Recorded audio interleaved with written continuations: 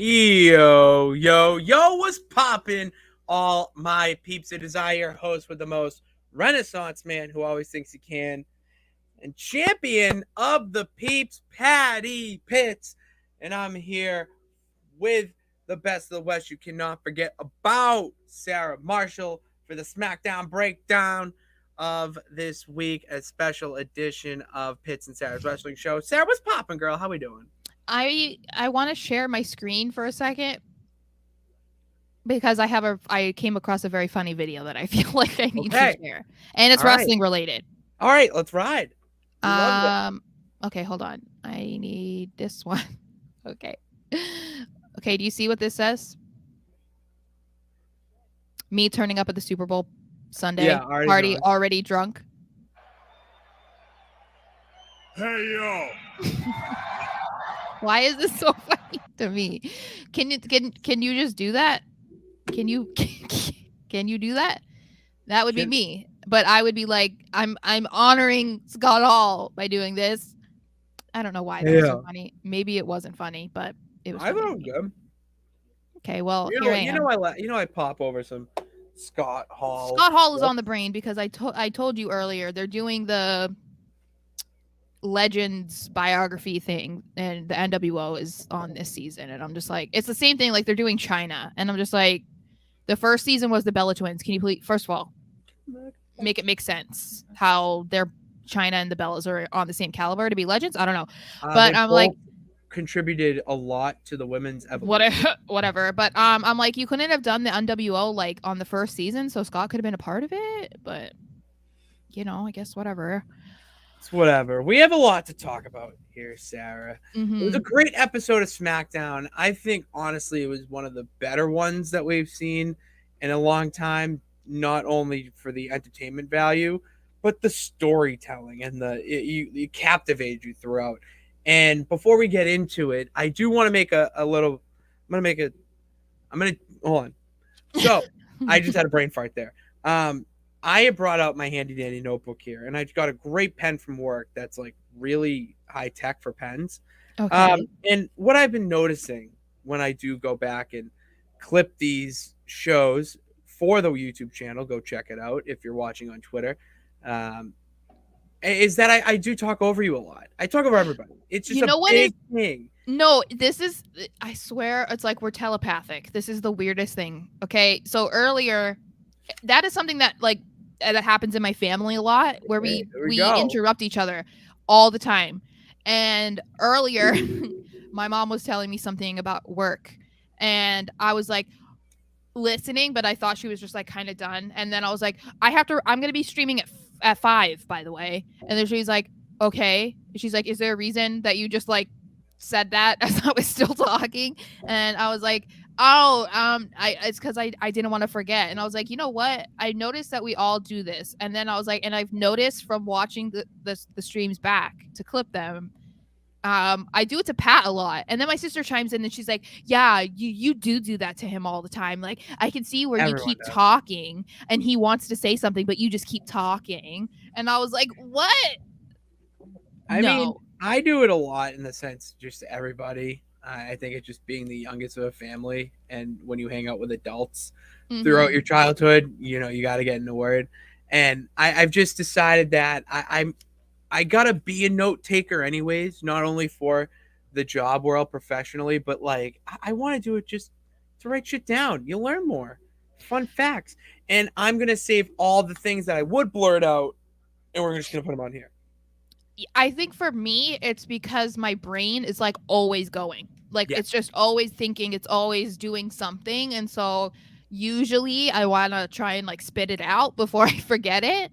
Yes. But no, I actively try to remember that I'm like, stop interrupting him, stop interrupting. I think the other issue is there's probably a little bit of a delay. So like sometimes I might start talking thinking that you're done, and then you start talking as I'm talking, and I'm like, oh crap, like I don't know That's the one what to thing do. with this stuff. That's the one Yeah. thing with recording over or in the yard of streams Yeah. to keep it kosher, Yeah. and instead of being in person. But on the bright side, like the fact that you're in fucking Arizona and I'm in Mass, we're putting on this hell of a wrestling show that we're gonna break down, Mm-hmm. some WWE content. It's incredible.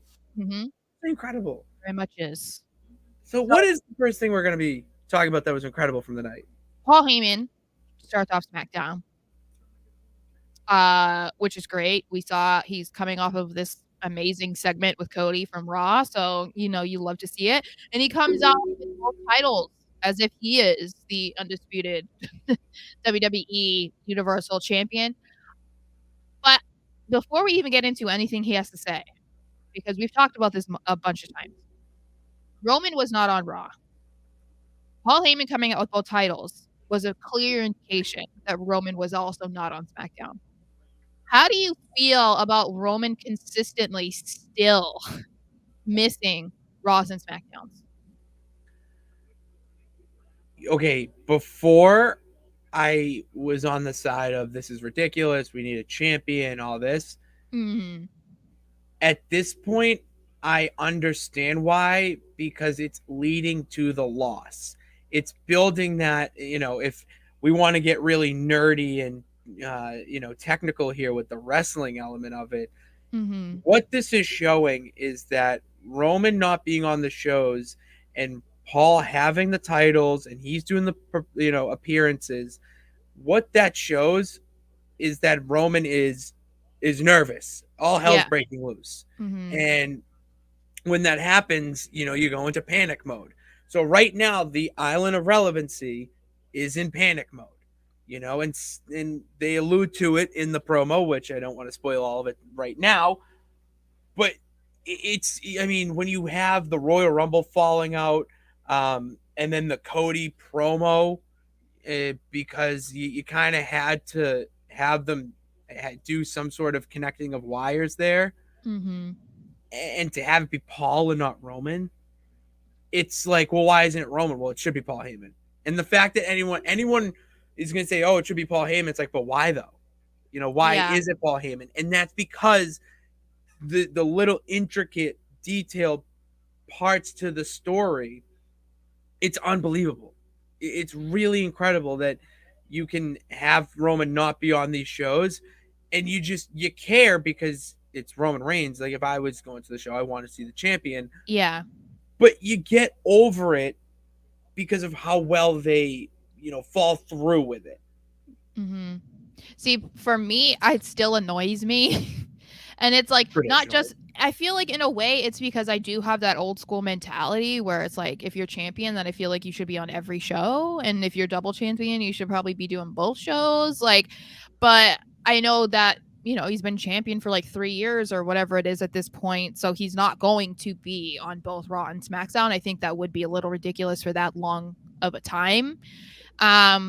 But I do hope that we see it more after Elimination Chamber, especially because he's going to be, setting up a match to have with Cody at Mania. So I would hate for there to be not that many interactions between the two leading up, because it's like 2 months that they have to fill almost between Elimination Chamber and Mania. So it's like, we have to see you on Raw. Like, we kind of have to. And we're going to have to see him on SmackDown too, just depending on how this whole feud goes with what we think is going to be Sami and Kevin versus the Usos, because we were wrong in our prediction thinking that they were going to lose the SmackDown titles on SmackDown. Thank God, if we're being honest, I'm so glad they didn't lose. Oh yeah, just because of who they would have lost to.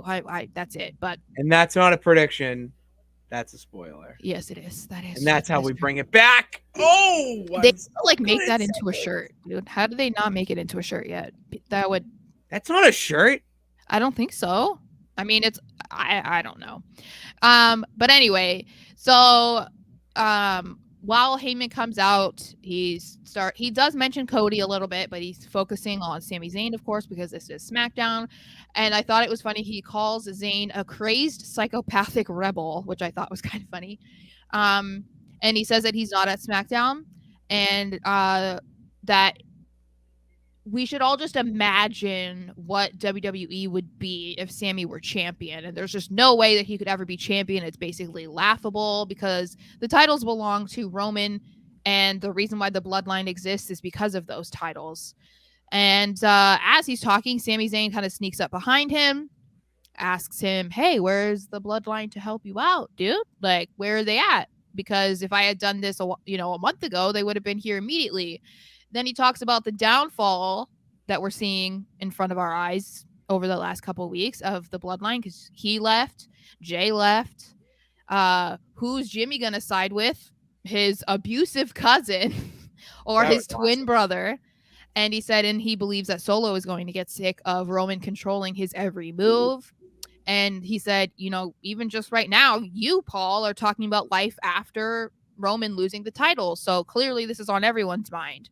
So Sami says, I'm going to be taking those titles. He said, that's not a prediction, that's a spoiler. And I thought it was a good segment. It was a fantastic. It was a good. I'm hoping that we kind of get something a little bit like that again next week, because they needed that this week, considering how good the segment was with Heyman and Cody on Raw. So they needed something like this. Wasn't equal, but it was still good. That it's like not necessarily being overshadowed by Raw, if that makes sense. It does. I'm just wrapping up a note here, and I can actually just finish it because I think the bloodline should start and end every single show until Mania. Mm-hmm. Because the way they are doing it is unbelievable. And the way they connect it throughout the show, where you don't think about it anymore because 2, 3, 4 segments have passed.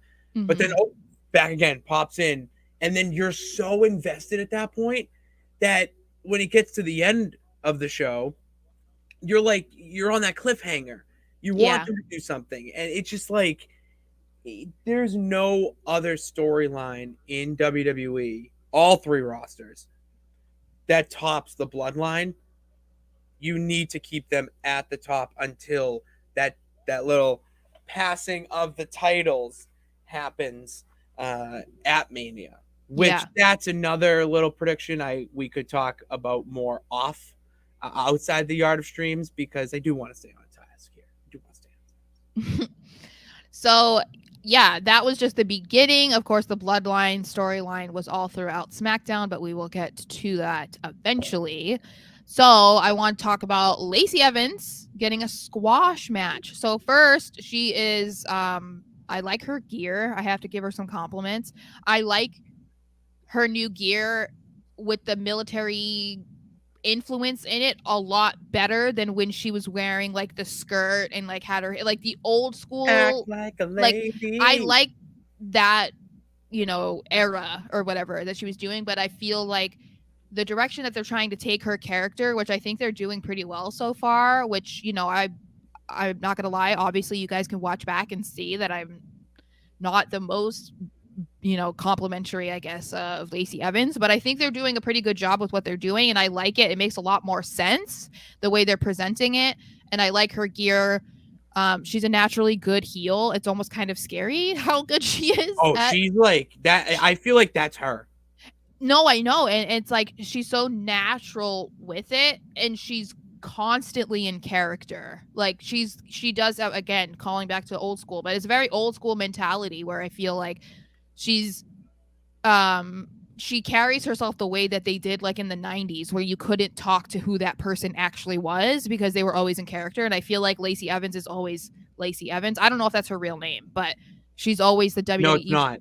Okay, it's not so she's always Lacey Evans, it seems. And I think that what they're doing with her now is exactly what SmackDown needs, because I don't know, I think she could be potentially like a top heel.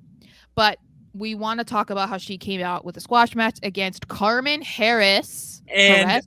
This is where I'm going to take over, because for anyone who is watching this or will watch this, that is like, who the hell is Carmen Harris? That one, not her real name, not even close. 2, that is one of my home girls from Mass Limitless, a Limitless girl. It is Becca. She goes by in the indie scene.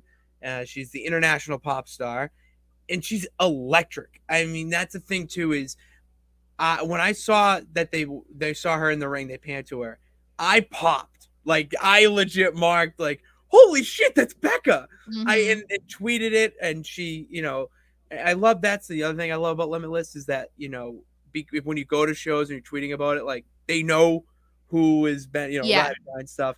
Yeah. That's what, and I loved that she got this kind of moment because she lost whatever, but because what this shows is that we are going to be seeing her very soon in WWE, not as a jobber and Mm-hmm. squashing out to Lacey Evans, but if I really suggest to everyone to go watch her stuff in Limitless, and not just girl wrestling. She's an intergender superstar as well, and by superstar I mean just extremely talented with the guys. I don't know if they still date, but they did for a little bit. This guy who I've talked about on here, Alec Price. Mm-hmm. They had a fans bring the weapons match on New Year's Yeah. Eve, I think you talked about that. Yeah. and like electric. Like this girl can work the ring like nobody, and to see her on SmackDown was awesome. It was so awesome. The result wasn't awesome. I did think it Not a was big Lacey interesting though that it was a women's squash match because as I said before we went live, you don't really see that with the women. It's very common practice with the men, especially for weeks on end. You see it. So I think that is a clear indication of how they view Lacey and where they're trying to have her go. Because that I couldn't even tell you the last time that we saw a woman have a match where it was very obvious that she was going to win because it was to a jobber. I couldn't even tell you an example off the top of my head. Like I was just even Googling it, trying to find it, and I'm like, I don't know. Like even I don't remember any sort of like because I'll make it this like the squash matches between women in the past were with other WWE superstars, like contracted talent. Mm-hmm. You don't see a lot of women. You do now in like AEW and in Impact, but in WWE, it's not a commonplace, and that's why this is such a special moment in my eyes for Becca. I don't know her real name, but just her indie name, Becca, to get that like it's nice that they're recognizing that talent now, and it feels like there's going to be a new era in a sense. Like, don't you sense like a new era with Triple H? Not only for the obvious, but like the amount of time women are getting in matches. I mean, and NXT is dominated by women. Yeah, well, and I mean, even the next thing we're going to talk about is another women's segment. So they're dominating the show. Yeah, and I think what's cool too is about this match in particular to have Becca in it is I feel like it might hold a little bit more weight because it's Triple H that's kind of involved possibly and like bringing in who Lacey's going to squash basically because we know what he did in NXT. He's the main guy behind creative, so like it might be a little bit more because Vince was hard to please, especially when it came to female wrestlers. So it's not like I can't imagine he was handpicking what girl might be there. And like you said, for the most part, it's going to be whoever is the current, like let's say it's Charlotte Flair beating up like, I don't know, like a Dana Brooke. And it's like, okay, like you said, that's not the same as this is a local talent. So did you know who Vince was actually working heavily with before he left the first time? Who? Lacey Evans. Oh. Well, full circle. I mean, she was, dating Ric Flair, so maybe she just likes to hang out with so she got Grampies. Pregnant. Yeah, so weird. That was more awkward than Mae Young's announcement. Oh, yeah. Ugh. Anyway, so what's next? Chelsea Green. So we talked about her a bunch, but I feel like she deserves some credit, some more credit, because we haven't been able to see a whole lot of her yet. And I'm still a little bit on the fence about the Karen gimmick, and I've said that when we've talked about it before, just because of the longevity of it. But I feel like she's doing a really good job, and I said this to you earlier. Her little moment with Adam Pearce and Sonya Deville, I actually laughed out loud because she just does it so well, and I think it also is something that if you have ever encountered a Karen in real life, or you've ever watched, a Karen video or a Karen compilation video, which I have done way too many times and it's probably bad for my health. Like, the things that she says is very reminiscent of things that women have literally said in real life. So I feel like she's done her research, and she's, like when she was like, were you discriminating against me? Is that what you were just doing? And like that, it's just like, it's so funny because that's exactly what a Karen would say. So I feel like she's doing a great job so far. She is doing a very good job with it. And it's, to me, I sense like a diva. Like, she just thinks Yeah. she watch shit. And that's what you need in this women's division in a way, because you kind of have that throughout with different people. But with her, it's not only that. Like, this girl can hang in the ring. Yeah. Like, she can go, put her in a match in a few months with Bailey or, Dakota Kai. Even started off with Tegan Knox on SmackDown. I think that would be a hell of a match or feud between them, where it has nothing to do with titles, but you're going to be entertained and it's on a bathroom break, which is what they've been for years. Yeah. So to not have that be that and actually exciting, and it's her, where usually they bring in a girl and it's just because they're so, the model material, the maximum male models. Yeah. Kind of throwing ricochet shots, no pun intended, at somebody. But it's nice to see that. And honestly, pairing her with Sonya Deville is even better, because now you're going to get the real Sonya Deville and not, what she's been told. You're going to see a little bit more of a fight with her, a little bit of an edge. Mm-hmm. And I don't know, I could see them two kind of wheeling dealing with, a little 2-woman power trip. Yeah, because they're kind of like opposites, but same. Yeah.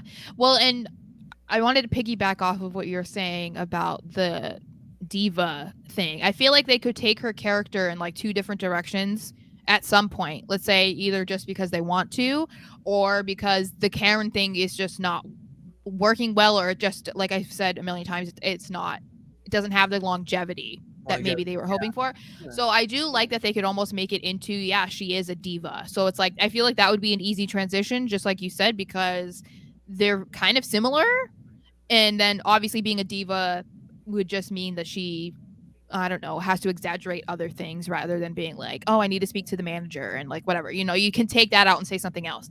Or what I was thinking, because we know about what she did in the Indies, what she did in Impact, I wouldn't be mad if at some point, her character goes crazy, and then we see the hot mess gimmick get brought back, which could be like when she's going crazy, she's the hot mess, but when she's like normal, it's just like, oh, she's just Chelsea, she's like a diva kind of, you know what I mean? Like, I feel like that would be kind of a good way to integrate that, because she created the hot mess character, everything that went with it, like the costumes, the the makeup all smeared and whatever. So it would be kind of cool to see them bring that in there, because I know one of the biggest things that she had against the WWE her first time around was that she had like no control, creative control. Obviously, it seems like they're a little bit more lenient with that. So it'd be kind of cool if we could see her have her own idea, her own like baby be brought to the big leagues, I know, and I feel like a lot of that is going to happen with Karen. That due to this new era of, producers, creative, there's a lot more communication and back and forth with, working out kinks of characters or matches. You're going to get input from all sides. It's not just one voice and one decision. It's, let's try this. Oh, what do you think about this? And that's one thing that's so important to wrestlers protecting their character, is that they need to have not a ton of input, but important input. Yeah. Well, because too much input is kind of like when things get too out of control. Because exactly. And you get walkouts and... Well, yeah, because everyone is so creative on their own, and especially when, pro wrestling is a competitive business. Everybody wants to be on top. Everybody wants to be the greatest. Everybody wants to stand out, whether they're a babyface or a heel. But if you let them control everything, then it's a complete disaster, because like you can't do that in any sort of business that you're in either. You can't be having employees dictate when they work, what they do, Yeah. like it just doesn't work. It's kind of a recipe for disaster. So far from what we've seen, it looks like Triple H has had a good balance between the creative team's input, but also bringing in whatever the wrestler feels like is best for them and their career, and like whatever character that they want to portray. I feel like there hasn't been really some weird issue or tension there from what we've seen anyway. No, or heard about. No, I haven't heard anything as bad as when John Moxley, formerly Dean Ambrose, that whole debacle. And I mean, if we are not hearing anything like that, I think we're doing a pretty good job. Yeah. Thank God. I know. It seems like they're happy, which is a good thing, because we're happy. So it's good to know that who we're watching is also happy. That's all that matters. People happy. So let's get into the SmackDown Tag Team Titles match. Finally, I was kind of surprised that it wasn't the main event, if I'm being honest. Me too. I was thinking that I'm like, my clock. Yeah, so did I. Like, I was like, wait, they said it was next, and it's not almost done. I was kind of surprised. I had a mini panic attack. Because I had bed and stuff. Like, I got freaked out. I was just kind of thrown off because they had been including, everything throughout the show of Jimmy trying to call Jay and he wasn't answering. That was like a main focus throughout the show. And then even talking to Paul Heyman, and he's like, okay, you're going to have to go out and do this match by yourself. So I was like, okay, so we're going to get it till the end of the show, right? But I mean, I guess this made it a little bit less predictable, because we knew, or at least you assumed, that Jay was going to show up. So I guess this made it a little bit more surprising that it didn't happen at the end. I don't know. But as you have seen, if you have watched SmackDown, as they are being introduced, Jay does show up throughout the crowd. And I don't know what else to say about this match other than it was a very good match. But I feel like almost every single legitimate tag team match that the Usos are in is just fantastic. And I feel like they never disappoint. But I also want to give credit to Strowman and Ricochet, even though I hate that they were randomly put together for the sole purpose of just being put together to be in this tag team tournament. They work really well together.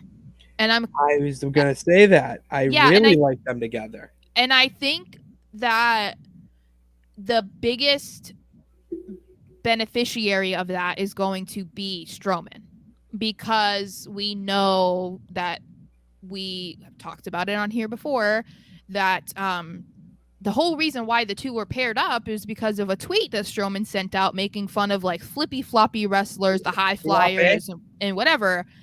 And so I feel like now that he's up close and personal with it, working with Ricochet every single week, this might give him like a new form of appreciation for it. And I don't know, maybe Ricochet needs that too for the big men, but I kind of feel like if you're a wrestling fan, especially of his age or our age, you kind of appreciate the big men anyway, because usually guys of his age or even older, that generation, it was Hulk Hogan, it was the Ultimate Warrior, like those were guys that weren't jumping off the top rope and doing flips and stuff. So no, but I was pleasantly surprised, honestly. I honestly, I really like Strowman and Ricochet as a tag team. They need a name. They need a name. They do need a name. I don't, the flippy flop or whatever, but I like them because it's exactly what you said. Like, why the hell are you pairing these two guys together? Mm-hmm. But it makes sense for where their characters are right now, because Braun, I think, has got a lot better in the ring and is, really evolved since he's left or came back, whatever. And I think maybe some of that might be attributed to like his workout regimen. Like he's in much better shape. Oh, he's in much better shape. And then you have Ricochet, in the other corner, that he's so talented and fans just want to see him. Yeah. He's one of those guys that he's an attraction. Fans just want to go and see Ricochet, whether it's in an Intercontinental match, a tag team match, or a specialty match. They just want to see him. And to pair those two special attractions, there's your name, the special attractions. Boom. Boom. Yeah. I also really loved the ending of this match. It was This was the best tag team finish I've seen in a very, very long time.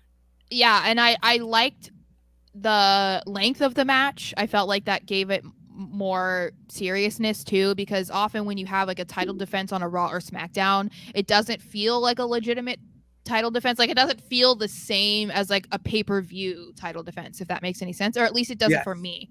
And I felt like because of how long this match went on and all of the different things that was going on in this match, it felt very much like a pay-per-view worthy match. And so the way that they ended it, in case people have not seen it, Ricochet hit a shooting star press on Jimmy Uso, but he was not he did not realize that Jay had a blind tag behind him, and after he did the shooting star press, he then hit him with a diving splash, which then ended the match. And I just was like, that was perfect. Like such a brilliant ending. And I felt like for the people who were really rooting for Ricochet and Strowman to win, that ending wasn't an ending that would be worthy of complaining about, if that makes sense. Like if it was a different way, if there was like an interference or something, I don't know, something else that kind of felt ridiculous, you might have something to complain about. But I felt like that was a great ending and just proved that, you know, the Usos legitimately won and there's no gripe for any. But this is the thing too, right?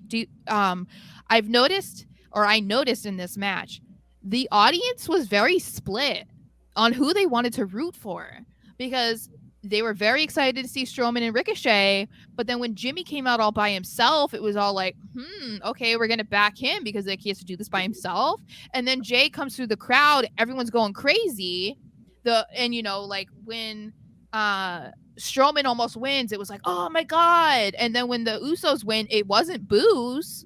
So it's kind of funny to see. It's a nice back and forth. Yeah, and I think as far as the bloodline, it has to be Roman is the top guy, but even then, like he gets that heel heat, but then people are still cheering for him. It's an interesting dynamic that's going on right now. It's the smart wrestling fans that are coming out, and it's the diehard ones, and it's the ones that are so invested, I would say, in the story. Sometimes even more than us in a sense. Yeah. It's just nice to see that because you haven't in so long, and it doesn't feel like it was a forced reaction either. Like I think I had a very similar reaction at home where I would have liked to see them lose because it was for the SmackDown titles. It was for SmackDown. So if they're going to lose, I'm like, all right, we're going to get this part. But then to have the blind tag, and as it's playing on my screen next to me, because I'm watching it, obviously, and to have like the finish that it did, the blind tag, and shows like other like, it's so good, so good. So, you know, we got that, and maybe you thought that was the end of the bloodline for the show, but it was not. No, it ain't. The storyline continues because we know that Sami Zayn is there. We saw him earlier, obviously at the beginning of the show. So before that, we see the Usos walking together backstage, like hyping each other up, celebrating their win. And Jimmy asks if this means that Jay is standing with the bloodline, and Jay will not give him a proper answer. He says he just doesn't know yet. And then we see Heyman show up. Jimmy tells him after Jay walks away, like, this is what he said, blah, blah, blah. So again, planting some seeds there. Then a little later, we see Jay run into Sami, like, because, you know, who doesn't casually just walk by the production trucks for no reason, like carrying your titles? Like, who doesn't do that? You don't take weird ways to go to your car? Yeah. That's like where all the fans creep around. Like, they're trying to be like by the production trucks. Like, I took so many pictures by the production trucks when I was going to SmackDowns and Raws around SummerSlam. Like, I have so many pictures with them. But anyway, so he runs into Sami, and Sami welcomes him back and says he can't imagine what he's going through, and that they both know that Roman is not going to let Jay forget what he did at the Rumble, because not only did he walk out of the ring and not help beat up Sami, but he's basically excommunicated them for the last 2 weeks. Sami thanks him for taking his side, and he says that Roman is going down, so Jay, you need to try and get out. You shouldn't go down with the ship. And says, I just want you to know I acknowledge you. So then he puts out the fist bump and Jay's like, you need to get out of here with that. And then he does it pretty quickly. But did you feel like Sammy was getting emotional when he was saying, like, I acknowledge you? I felt like, yeah, he was almost on the cusp of tears. That's almost like how it felt. But I couldn't tell if that was storyline, like, or if it was kind of like his sign off of like, Jay, I think you could be, because there's main event Jay. So like there's these rumors that maybe Jay is going to be, one of the top people against Roman. Maybe he, people wanted him to be the guy to take the titles off of him. Like, I don't know. I was like, I noticed it and I was like, is that just my mind? I'm like, no. No, anytime they throw in an I acknowledge you, that is such a great callback to when Jay was feuding with Roman. It's just, it's so well done, the little details and the way they say things, the words they use. It's incredible. The fact that he's saying I acknowledge you, that could, spur a moment where he may even join up with Sammy. He may be like, nah, screw you, Roman, and try to help him. Or it could be a turn where he turns on him and then you set up the KO Sammy shit because after whatever. But I have always thought that Jay should dethrone Roman. It's just that I think that, yeah, Cody obviously should be WWE champion. Sammy could just because he's so over. When someone's so over, it's like, yeah, just give him the title. That's what the fans want. But Jay, it makes sense because that would really complete the Bloodlines story arc so much. And then you could do a little thing with like the Bloodlines there, but like they're not an addressed faction on the show. Or it's like the Bloodline is still there, is still standing, but without Roman. Like that's how? It's a new day. Yes, it is. For the Bloodline. It's the new blood. The new blood. I don't know. I kind of like that. Or it could be like, imagine the merch. Well, because I mean, they're only cousins with Roman, but the Usos and Solo like share the exact same blood. So Remy, her tail just pulled off my headphones. But I was gonna talk about this too. She thinks you're done hearing what I have to say. She's just she's like, whatever. He doesn't need to listen to you. I was thinking about what all of this could potentially mean storyline wise, like, and you kind of already alluded to it. What is this going to lead to? Is this one theory I have is obviously what we already know, that maybe Jay does back Sammy. Maybe that is the storyline. And at some point, I don't know what happens, but the Usos implode, they lose their titles, whatever. But also, what I was thinking about is it would be interesting to see if all of this, of Jay backing Sammy and whatnot, if it's all fake. Like if Jay was planted to do this to make Sammy feel comfortable and that he still had, a leg in the bloodline. But in actuality, it's all to like mess with his head, maybe catch him off guard. Maybe Jay interferes and is the reason why Roman wins. I don't know, something, but I feel like that would be interesting too. Like as great as it would be to see Jay and Roman go after each other again, especially not during the Thunderdome era. I think we're forgetting something. What? That we have not said happened yet. Huh? Did you mention that there was a little creeper as Jimmy and Jay were talking? Yeah, I said Heyman. Okay. I said that. I said that Jimmy told him what Jay said after he walked away. Okay.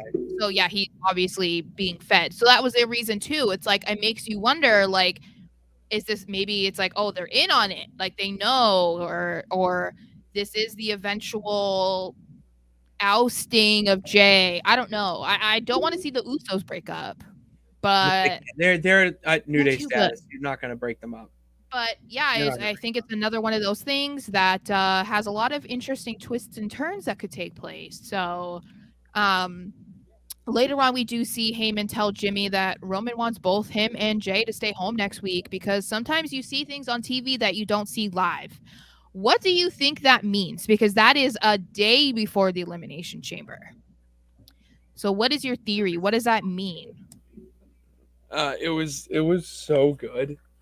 That comment to end the show, I went upstairs just like making noises. I was just like, "Oh my god! Oh my god!" And my dad looking up like, "What the fuck are you just talking to yourself about?"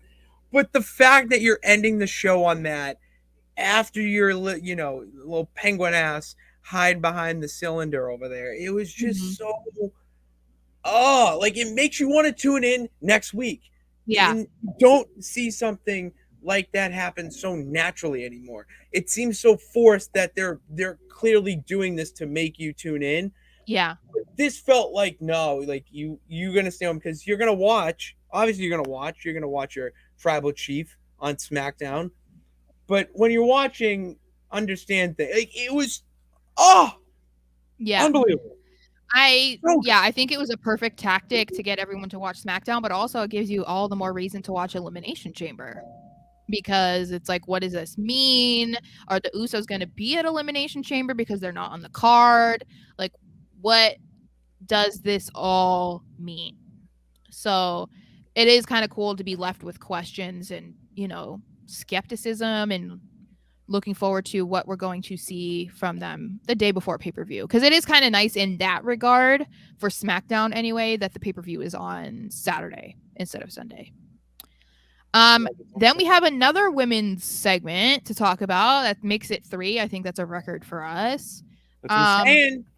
Yeah, Natalya made her way to the ring, talking about Shayna Baszler and how for the first time in her career she got injured because Shayna broke her nose, and she says, well, it's okay because I got my revenge on her when I won a spot in the Elimination Chamber match, which Shayna really wanted, and she called her a poor man's Ronda Rousey, which is fine. It's cool, but it's been used so much that it's just kind of like it doesn't hold the same weight. No, but when she came out, and so then Shayna comes out and says she's sick of people dismissing her accomplishments and that she's been doing all of this, she's been doing wrestling, she's been doing fighting, MMA, all of that, a long time before Ronda got into any of it. And I think this is something that I think, it brings me back to when I told you that she's like 42 years old. Yeah. So it's like, yeah, she's been doing this a hell of a lot longer than Ronda. And she says that she is not going to be living in Ronda's shadow. And that's when we hear Ronda's music. She comes out. So officially Ronda is back. And they both start just hitting and attacking Natalya. And this makes me think that this is setting up a match for them at Mania, which we have talked about a little bit because the rumor was that Ronda and Shayna were going to face Damage Control for the tag team titles, but that seems kind of out the window at this point. One wants that. Nobody wants that. Yeah, I don't see anything coming out of this for Elimination Chamber, so it seems like this might be a SmackDown feud, or maybe it eventually progresses to Mania, but I don't know, because if it's supposed to be a tag match, which it is assuming that's what it's going to be, who would Natty's partner be? Well, Shotzi came out to defend her. Oh, that's right. So it'd be Shotzi and Natalya. But like, it's Shotzi, Natalya versus Ronda and Shayna WrestleMania worthy. That's what I mean. I feel like that would have to be a SmackDown feud. Nothing against Shotzi. I love Shotzi. I think she's I would say I'm not trying to be rude to Shotzi. I think that if she's going to be partnered with someone, Natty is not it. No. Oh. No, wait. If she's going to be partnered with somebody, Natty is a perfect person for her to learn from, because Shotzi is so sloppy when she wrestles. I understand she's relatively new. I had no idea that she was on Tough Enough, or at least she was like a part of at least the people who were like in the finals. Yeah, she didn't have green hair. I think she had black hair and wasn't tattooed. But so I didn't realize that she was like so new, you know? I mean, because obviously it wasn't that many years ago. And I don't know how quickly she class is Sonya Deville. Yeah, in Chelsea. And Sara Lee and Mandy. All of them. Yeah. Patrick. Yes. Huh? No, Patrick. Oh, whatever his last name is. Pitts. Huh? I'm kidding. I'm being a dick. Patrick Clark? Right? Yeah, yes, he was in NXT. Why can't I think of his name? He was like the Prince character in NXT. Velveteen Dream. Velveteen Dream. Yes, that's what I mean. They were all on the same one. Anyway, so I think that she needs to take advantage of working with Natalya, because I mean, if you're talking about like getting better in the ring, who better to learn from as a woman, at least right now, than from Natalya. So that's the only reason I would be okay with that. But I feel like even if that isn't a Mania match and we're just talking about it being a SmackDown match, I'm not interested. And I don't mean that in like such a horrible way, but I just like, I don't care. Oh my God, there's another women's segment. Oh my God. Okay. But anyway, yeah, I don't care. So you don't care either? About what? About if this even is a SmackDown feud? I agree with you. I don't care. I think the thing about it is that there's no reason for anyone to be invested in it because yeah, Shayna's hated and booed, and Ronda, I guess, is supposed to be heel right now, so she's going to be booed, whatever. But, like, no one has any sort of connection or interest in cheering for Natalya or Shotzi. Like, it just feels very random and forced because you want to have these people on TV, especially Ronda. I mean, they're paying her way too much for her to not be on TV. But you should have... That's the thing, is it just... I get Natalya for the legend factor, because at this point she is a legend in the division. Mm-hmm. But just because you're going to put up against Ronda Rousey, like, you don't put her in shit to just be like, oh, they're going to like this because Natalya's good. No, you got to get me emotionally invested. Exactly. Every other feud is emotionally invested, and name recognition holds a little bit, but not as much anymore. That's not what fans are into. Yeah, I agree. And then following it up with the last women's segment, because apparently the women just dominated SmackDown. So we finally get to see a little bit of a build-up of Charlotte and Rhea Ripley's Mania match, because Charlotte had a little mini interview with Michael Cole that was pre-taped. It obvious. But this wasn't the direction that I was hoping that they would go in. Because basically Charlotte they talk about the history between the two and how they had a Mania match 3 years ago, which was during the Thunderdome era. And Charlotte says that Ripley is not on her level, that it's going to take more than 3 years to be on her level. I don't think that Rhea even said that she was on the same level. So that just seemed like kind of like an egocentric comment to make. But it's like a baby face. It seemed like a very forced baby face type of thing to say. Yeah, it just because she's not used to it. Well, yeah, because Rhea didn't even say that, so it just felt kind of random. And she says that 3 years ago, she didn't put Rhea in her place, which is something that Rhea said. She said that she taught her a lesson, but with this match at Mania is when she will be putting her in her place. And for this to be the first, I don't know, moment of them kind of addressing the fact that they're going to be facing each other at Mania, I feel like it's okay, whatever. But I'm hoping that we get a little bit more substance to it in the exact same way that we wanted it for Cody and Roman. I'm hoping that we kind of get a moment for them similar to Cody and Heyman. Because as of right now, I don't know why anyone would care about this match. It's exactly what they were fearing about Cody winning the Rumble and going to Mania to face Roman. They were worried that it was just going to be a forced thing because you just want Cody to win the Rumble. You just want him to win the championships. People aren't going to care because right now they're caring about Sami. No, they did a great job to make sure that, like we've said, the stories are running parallel to each other. So people are interested in both. But right now, I don't see why you would be interested in Charlotte or Rhea. I'm only interested in Rhea Ripley winning the title. I just have no other interest other than watching this match happen. Mhm. Maybe a promo or two here and there where they have a nice back and forth and shoot some daggers at each other with the words. I would like to see some of those, type of oh shit type of comments happen. But other than that, there's better shit going on. I can't believe I'm saying this about WWE, that there's better shit going on. When was the last time you said that genuinely? Well, and I get they're on different shows, and Charlotte's still freshly returning and being a baby face, which is obviously not natural for her. So I get that, like, they're not going to have concrete storyline concepts for them because they can't interact on a weekly basis at this point.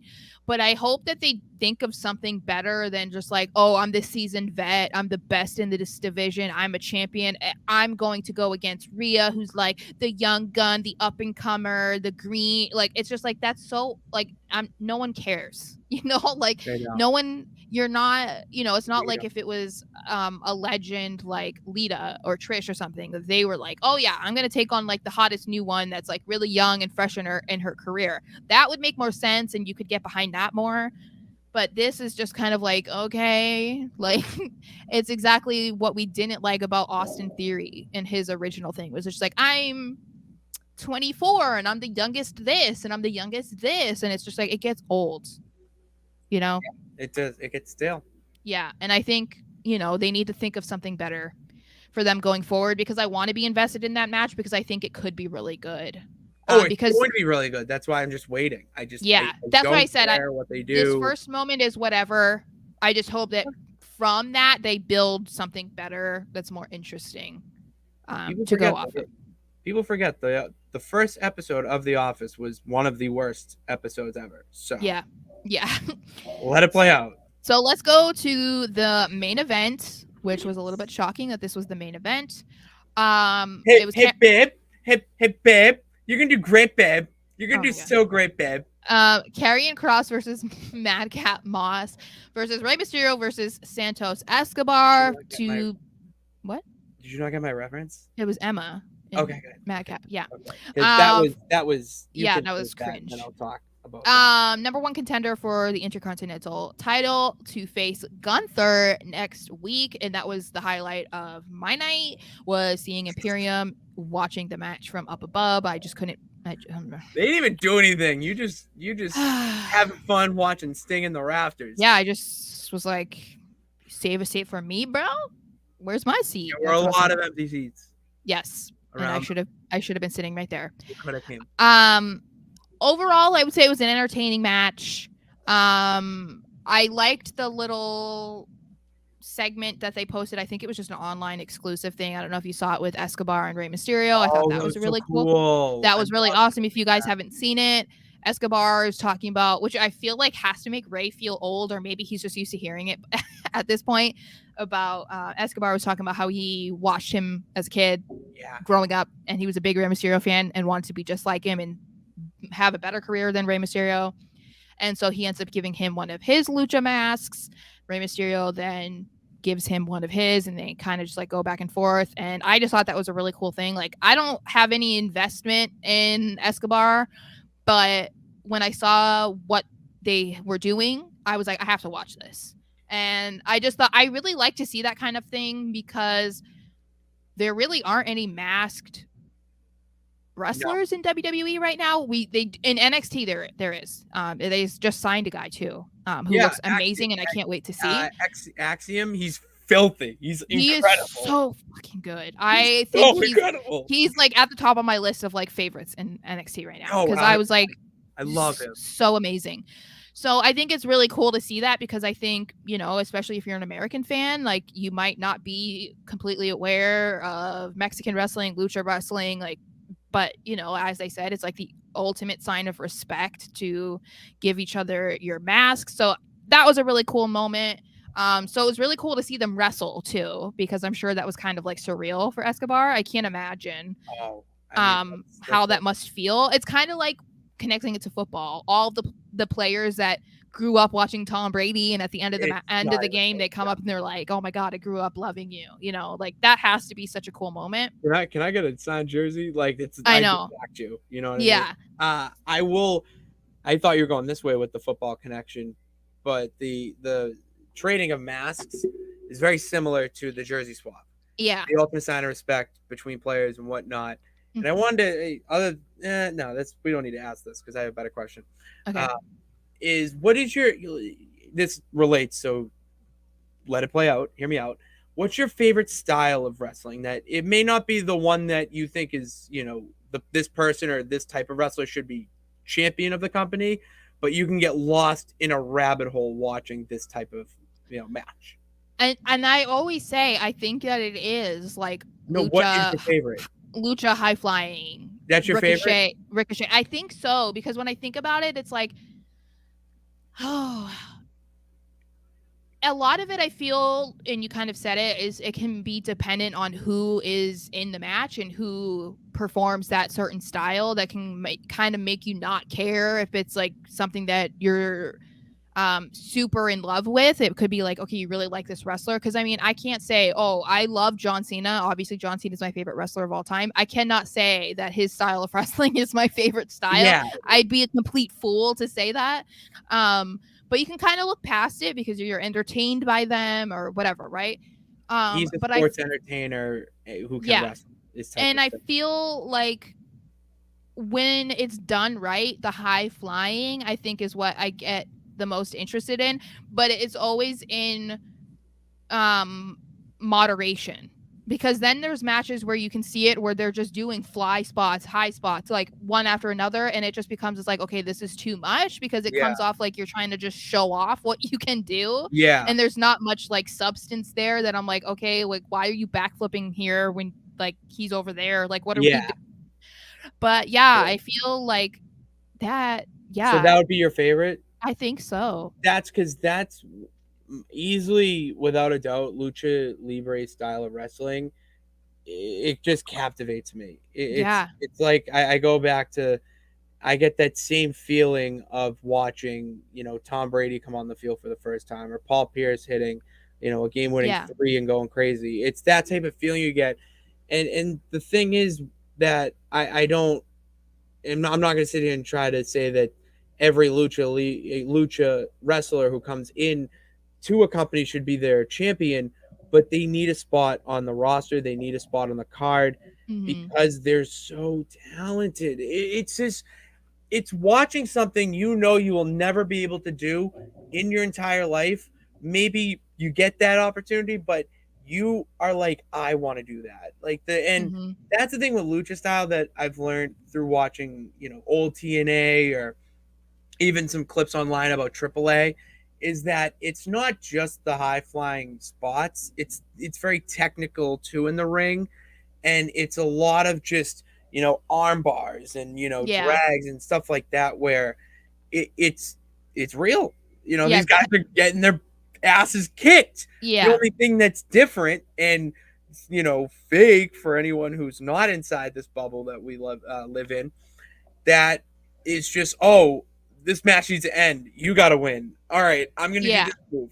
Like, it's that storytelling, the call it in the ring, and listening to the Matt Hardy pod for a while, for as long as I have, and how highly they talk of Eddie Guerrero. Yes. Matt Hardy talks a lot about on his pod how when he was in the ring with Eddie Guerrero, that there is nobody in wrestling history who could feed off a crowd better than Eddie. And that, sometimes you're going to have a match go too long because of it. But the only people who know that it's going too long are the people in the back. The fans don't know that because they got all this energy, and they want to see that payoff and that back and forth.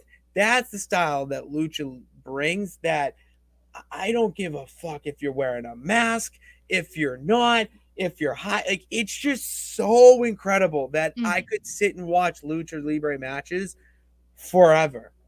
Well, and that's why I've said that I wish that they would bring back the cruiserweight title, but in a legitimate way, because those are the guys that would be all over the cruiserweight championship. And it just really bums me out that it was a legitimate thing in the early 2000s, especially. And they tried to bring it back with 205 Live. And I don't know how much of that was because of Vince or what it was about why they just didn't really take it seriously or didn't ever really feature it. But I feel like they have the guys now, especially, that could be on the shows every single week with the Cruiserweight Championship, and people would care and people would tune in and they would be entertaining. So I have a question for you. Okay. Because one promotion you did watch outside of WWE that we both share is TNA. Yeah, I mean, not a super active, but yes. You know the main players and the main topic. Yeah. So with that and what we're talking about, the cruiserweights and all that, do you believe that the WWE should introduce some form of an X Division title into the equation for these guys that, are cruiserweights, or maybe they're just like 20, 30 pounds over the weight limit, or like Samoa Joe style, where he's a bigger guy, but he can do that type of, or like even Kevin Owens. I mean, Kevin Owens would be a perfect example. Yeah. Do you think that they should introduce a title like that? Because I feel, going on my thoughts on it, I really think they should, because I think it would bring more prestige to the Intercontinental. You could have the WWE be this, holier than thou, undisputed champion, and just make it the WWE title at some point and just combine it. But then you have that X Division, and you get those lower mid card who are just trying to push through that glass ceiling, get there. Yeah. And to me, that is what I would like to see in this new era, that, guys like Ricochet, he may not be Intercontinental champion, but he's like, the no limits champion or something along those lines. Well, and I think that the company is kind of going in that direction, because look at the guys that they have in NXT. They don't have a ton of they don't have Braun Breakers. You know what I mean? They have him. Like, yes. They have Mello is money. I'm saying that now just to piss off Carmella. I hope you know that. Like, I'm just saying it all the time now. Mello is money. Did you see the other night that they referenced that? Who did? So Mello got in and was cutting a promo before JD McDonough came in, or Braun, I forget who. And what he was about to say, because Mello is, and he was like, "Whoa!" And then Trick Williams, great side character, said, "Whoa! We can't say that no more." Oh my god! But they were playing off. Yeah, and I was like, he's him. Yeah. So, they have so many of those types of guys in NXT that are obviously going to be like at the top of the card when they get to the main roster. Like I said, they don't have a ton of Braun Breakers in NXT right now. So it would be a complete disservice to the people who are fans of these NXT guys coming up to the main roster. It'd be a disservice to the fans, and it would be a disservice to them if they didn't introduce some sort of championship that they can go after, because what would be the point of them wanting to come up to the main roster? Might as well stay down here where I'm featured and I'm shown and I'm appreciated. The Adam Cole effect. So it's like, I think that they should be doing that. And I've said that for a while. I don't even know if I said it on here, but that we needed another like cruiserweight something.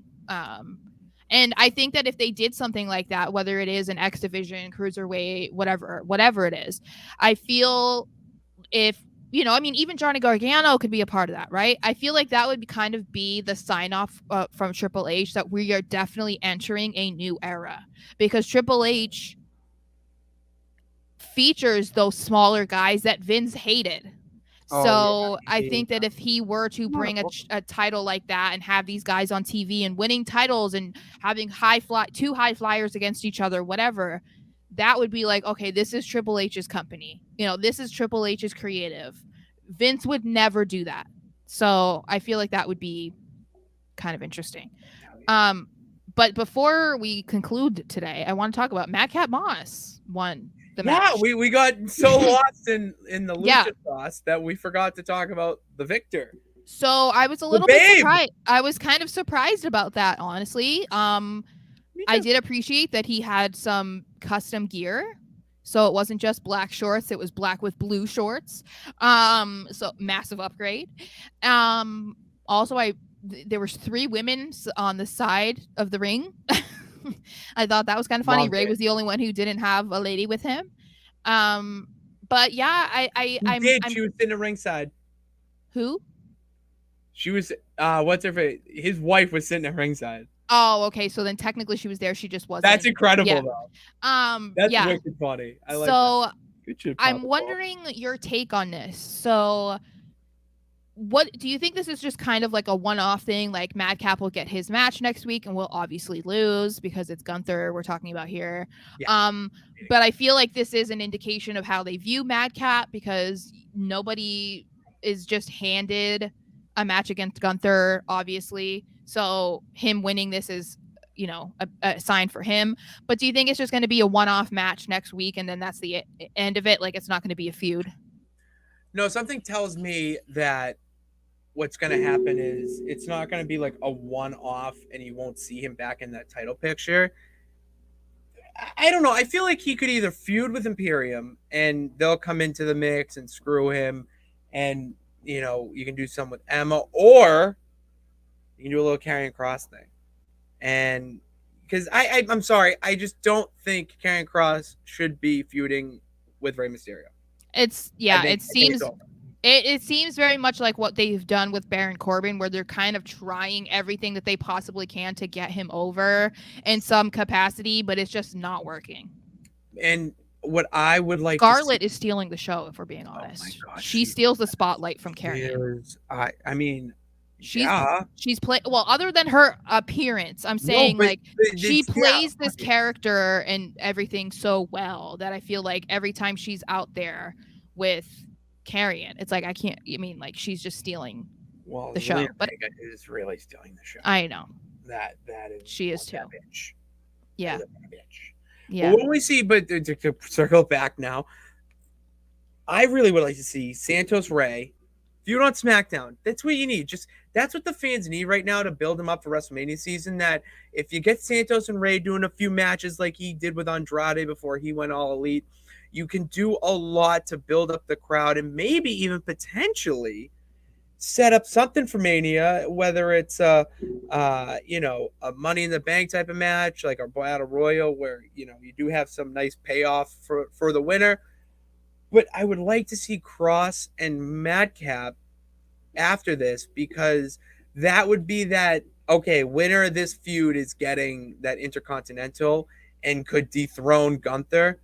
It just would be really nice. And you can get Emma versus Scarlett in actual wrestling matches. And that is another element to the women's division that is not being talked about, that should be, because they both are very talented. Mm-hmm. Scarlett killed it on the indies. Oh, yeah. Well, and she was in Impact, wasn't she? Was she in Impact or Ring of Honor? Yeah. Yeah, I would like to see her more. It's just the same thing with Zelina. I feel like it would be cool if we could see them more involved in matches instead of just being the valet and Zelina's a whatever weapon in their way. I know. So it'd be really, really cool to see that happen. But I'm curious to see how this goes, what happens with Madcap, maybe a little less babes, but hey, babe. It reminded me of what my friends make fun of me for. It felt like just constant. Hey, babe. Hey, babe, you can do great, babe. Oh, I might just call him Madcap, babe. It reminds me of since we mentioned football, Edelman talking about how Brady's a babe guy. He's a big. How you doing, babe? How you doing, babe? He's talking to another grown man. How you doing, babe? I used to fly around the kitchen a lot when I was working in the kitchen over at Ye Old Castle Island. Mm-hmm. Get the owner who's flipping burgers. He's throwing a nice babe at you. Yeah, it's good. Yeah, I love it when it's not a lovey-dovey Valentine's Day. Or like a creepy weirdo saying "What's up, babe? You're a babe." Be like, "Excuse me, sir. What are you doing?" Is Harry Carey calling you a babe or something? Yeah. It's incredible. Anyway, that was SmackDown. SmackDown. Yeah. Yep. It That sure was was. SmackDown. It was a lot of fun. What would you rate the episode? See, I wasn't like a huge fan of it as much as you were, but so I'd probably say like a 6 or 7. I'll go an 8. I thought it was a very, very good episode. It kept me into it. It made me want to watch next week, obviously. But the Bloodline story just, Yeah. I'm gonna watch every week. And then you have fucking Matt Cat Moss winning the match to become the number 1 contender for the Intercontinental Championship. It's like I just need Imperium on the Imperium on the side of the ring. That's what I need. Imperium. Mm-hmm. That might have been my new thing, like Imperium. Okay. We might try that. Yeah. Yeah. Yes, boy. Thank you guys for tuning in to the SmackDown breakdown portion of the Pitts and Sara wrestling show. Ladarius, good score. He agrees with me for the most part. Yeah. Smart man. SmackDown breakdown part of Pitts and Sara's wrestling podcast show, whatever you want to call it. We've been doing a lot of these live streams, and we were gonna record a podcast episode last week. Talking all about Elimination Chamber, what it's about. But you know what? Shit gets in the way, and shit comes up because we're humans, and that's okay. But you know what we do as humans better than anyone? We pivot. We pivot in the right direction, the right way. And I thought by doing that, instead of just introducing the match and the pay-per-view itself, and then being like, oh, we'll give our predictions next week. No, we're just going to jam it into one episode. Okay, it's just going to be all Elimination Chamber with the usual lemon, rose, and 3 count. So go and get ready for that, and get ready for it by subscribing to that podcast on Spotify, Apple, Amazon, wherever you listen to your podcasts. And then follow us on Twitter at @Pat_Pitts to follow the champ in all of my thoughts. And then to follow the best of the West at SMarshXO on Twitter. And then Instagram. I'm trying to get in that Instagram game, Sara. I'm trying to up my I'm a boomer when it comes to Instagram. So I am such a boomer. It's not even funny when it comes to Instagram. I just learned today, after doing a little underground segment, that you can edit videos in the reel, like the reels segment. Oh, wow. I didn't know that. I've never made a reel. I don't even know anything. I didn't either. And I just got to get into TikTok. We're doing all that. And to watch my journey of navigating and understanding Instagram, follow me at Pitsy35. Follow Sara at @SMarshX. No, _. Yeah. And then also the show. We go live not only on our Twitters, but on Sara's YouTube channel. Okay. And Sara's YouTube channel doesn't just have our live streams. All right. We cut these clips up for you to give you a little bit of each episode of what we talk about, because I get it. Time is valuable. You don't have all the time in the day to sit down and watch our 2 beautiful faces. You got to just, in doses, 4, 8-minute increments. I get it. We got that for you at Sara's YouTube channel, Sara Marshall XO. Yep. Yeah. Oh, I'm getting good at this. Yeah. All right. So go check that out and subscribe. Hit that button. And if you're a football fan too, Sara's got that. So we got everything, a little bit of everything for everyone. And with that, I think it's a great time to conclude. Thank you guys for tuning into this show. God bless. Remember that you can do it. All you got to do is try. We'll see you next time.